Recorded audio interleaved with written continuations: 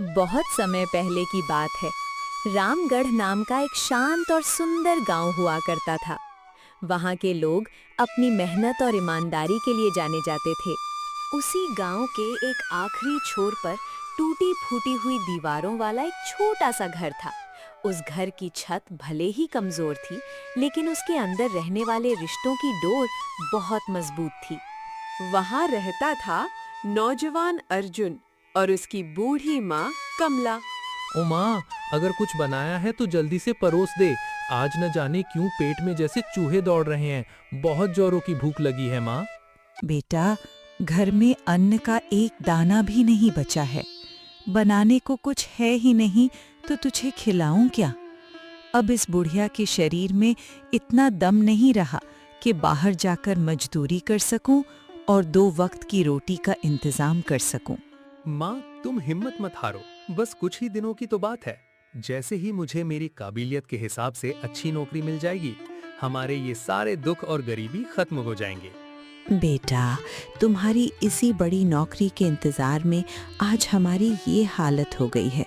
हम दाने दाने को मोहताज हो गए हैं। अगर तुम आज भी काम ढूंढने नहीं निकले तो शायद मैं भूख से ही दम तोड़ दूंगी। माँ, आज आपने मेरी आंखें खोल दी। मैं आपसे वादा करता हूँ, अगर आज कोई काम ढूंढ कर नहीं लाया और अपनी मेहनत की कमाई से आपकी भूख नहीं मिटाई, तो इस चौखट पर वापस कदम नहीं रखूंगा। इतना कहकर अर्जुन घर से निकल पड़ा। वो पूरे दिन काम की तलाश में इधर-उधर भटकता रहा, लेकिन कहीं भी उसे काम नहीं मिला। शाम को थका हारा और निराश होकर जब वो लौट रहा था, तभी रास्ते में गांव का प्रभावशाली व्यक्ति धनराज चौधरी से मिल गया। धनराज ने अर्जुन से पूछा, अरे अर्जुन बेटा, क्या हुआ? इतनी उदास क्यों हो? अर्जुन ने अपनी सारी परेशानी बता दी। मुखिया जी, मैं काम की तलाश में सुबह से इधर-उधर भटक रहा हूँ, लेकिन मुझे कहीं काम नहीं मिल रहा। मैं अपना घर कैसे चलाऊं?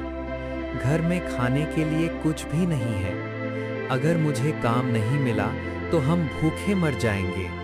धनराज मुस्कुराया और बोला, अगर नौकरी नहीं मिल रही तो अपना कोई काम शुरू कर लो।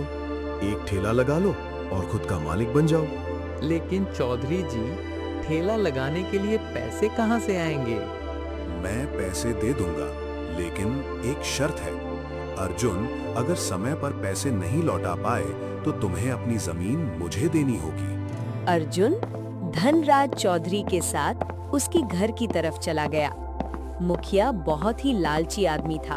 वो सोच रहा था कि अगर मैं इसे पैसे उधार दूंगा तो ये चुका नहीं पाएगा और इसकी जमीन मेरी हो जाएगी। मजबूरी में अर्जुन मान गया। उसने पैसे लिए और बाजार जाकर एक ठेला खरीदा। साथ ही इडली, सांभर और नारियल की चटनी बनाने का सामान भी खरीद लिया, क्योंकि उसने शहर में ये काम सीखा था और उसमें माहिर था। घर आकर उसने इडली और सांभर तैयार किया, साथ ही नारियल की चटनी बनाई। खुशबू पूरे घर में फैल गई। अगले दिन जब अर्जुन ने रामगढ़ के किनारे अपना ठेला लगाया, तो इडली और सांभर की खुशबू पूरे इलाके में फैल गई। धीरे धीरे लोग वहां आने लगे। खुशबू की महक से गांव के लोग उसके ठेले के पास आए और बोले, अरे अर्जुन, ये क्या बना रहे हो? पूरा गांव में इसकी खुशबू फैल गई है। पूरा गांव महक गया है। आखिरकार इसका नाम क्या है? भैया, इसका नाम इडली सांभर है। एक बार खा कर देखिए, स्वाद भूल नहीं पाएंगे। पहले तो कभी ऐसा नाम नहीं सुना। एक बार खाकर देखिए, आप लोगों का दिल खुश हो जाएगा और फिर बार बार खाने आओगे। ठीक है, लगा दे एक प्लेट, पर याद रखना, अगर स्वाद में मजा नहीं आया तो 1 पैसा नहीं दूंगा। ठीक है भाई, लेकिन पहले आप लोग खाकर तो देखो। अर्जुन ने 2 प्लेट जल्दी से तैयार की। जैसे ही लोगों ने पहला निवाला खाया, वे हैरान रह गए और अर्जुन की तरफ देखकर बोले, वाह अर्जुन, लाजवाब है। ऐसा स्वाद तो हमने पहले कभी नहीं चखा। अरे भाई, तुम्हारे हाथों में तो जादू है। अब से रोज मेरे लिए बचा के रखना, मैं रोज खाने आऊंगा। और अभी एक प्लेट मेरी बेटी के लिए पैक कर दो। देखते ही देखते अर्जुन की सारी इडलियां बिक गई। वो खुशी खुशी घर लौटा और माँ कमला के हाथ में कमाई के पैसे रख दिए। लेकिन माँ ये सोचने लगी कि बेटा खाली हाथ गया था, लेकिन खुशियाँ लेकर घर लौटा। जब कमला को पता चला कि पैसे धनराज चौधरी से उधार लिए गए हैं, तो वो चिंतित हो गई। बेटा, तुमने उससे पैसे क्यों लिए? धनराज बहुत चालाक आदमी है, वो किसी को नहीं बख्शता। उससे सावधान रहना। माँ, चिंता मत करो। अगर मेहनत ऐसे ही चलती रही तो मैं जल्द ही उसका पूरा कर्ज चुका दूंगा। अगली सुबह अर्जुन ने फिर गर्मा गर्म इडली और सांभर तैयार किया और ठेला लेकर खड़ा हो गया। नारियल की चटनी और इडली सांभर की खुशबू ने फिर से लोगों को अर्जुन के ठेले की तरफ खींच लिया। कुछ गांव वालों ने अर्जुन का मजाक उड़ाया। उनमें से एक बुजुर्ग बोला, तूने ये रोज रोज यहाँ तमाशा लगा रखा है? इतना पढ़ लिख कर आखिर ठेला ही लगाना था तो शहर किस लिए गया था? पैसे बर्बाद करने के लिए? ऐसे गांव का नाम ऊंचा करेगा तू? चच्चा, मैं तो पैसे कमाने का रास्ता ढूंढ रहा था, तो मेरे दिमाग में ये आइडिया आया, तो मैंने ये काम शुरू कर दिया। इस काम में क्या बुराई है चच्चा? मैं अपनी मेहनत से कमा रहा हूँ। बुरा तो है बेटा। इस काम में गांव के जो बच्चे पढ़ने जाते हैं, अगर वो तुम्हें ऐसे देखेंगे तो क्या सोचेंगे कि अगर पढ़ लिख कर यही काम करना है तो पढ़ के क्या करना? तो वो बच्चे पढ़ाई छोड़ देंगे। क्या खुद का काम करना गुनाह है? दूसरी ओर गांव की एक ताने मारने वाली महिला वहां आई और बोली, क्या हुआ तुम्हारी शहर की बड़ी बड़ी डिग्रियों का? शहर में पढ़ने गए थे या मटर गश्ती करने? तुम्हारी माँ तो कहती थी कि मेरा बेटा बहुत बड़ा अफसर बनेगा, लेकिन तुम तो इडली वाले बन गए।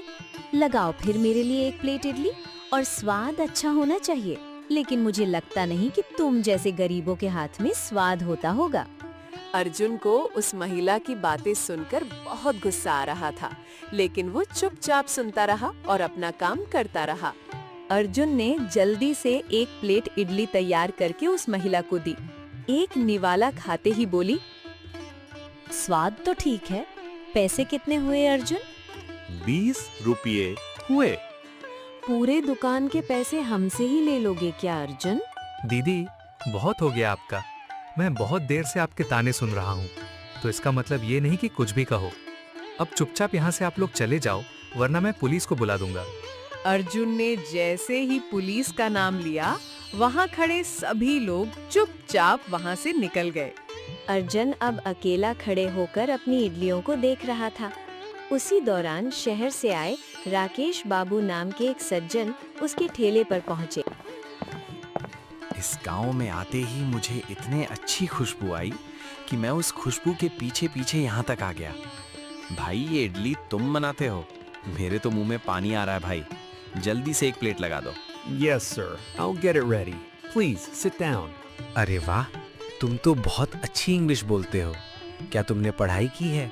हाँ सर, मैंने ग्रेजुएशन किया हुआ है, लेकिन मुझे कहीं जॉब नहीं मिली, तो ये काम शुरू किया। बहुत हैरानी की बात है। क्या तुम मेरे साथ शहर में काम करोगे? नहीं सर, अब मैं यहीं गांव में रहकर बिजनेस करूंगा और खुद मालिक बनूंगा। खिलाओ अब मुझे अपने हाथ का जादू। जैसे ही राकेश बाबू ने इडली मुंह में खाई, उनको मजा आ गया और बोले, वाह अर्जुन, तुम्हारे हाथों में तो जादू है। मैं बहुत जल्द अपने दोस्तों को भी यहाँ लेकर आऊंगा। कितने रुपए हुए भाई? 20 रुपए हुए भाई।